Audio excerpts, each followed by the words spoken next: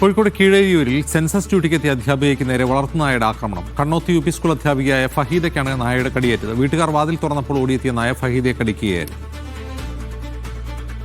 ഈ നന്ദഗോപാൽ വിവരങ്ങൾ നൽകും. നന്ദു, എന്താണ് സംഭവം? ഈ അധ്യാപിക ഇന്നിപ്പോൾ സെൻസസ് ഡ്യൂട്ടിക്ക് വേണ്ടി പോയതായിരുന്നു. ഈ സമയത്താണ് കീഴരിയൂർ നടുവത്തൂർ ഭാഗത്ത് വെച്ച ഒരു വീട്ടിൽ വളർത്തുനായ ഇവരെ ആക്രമിച്ചിട്ടുണ്ടായിരുന്നത്.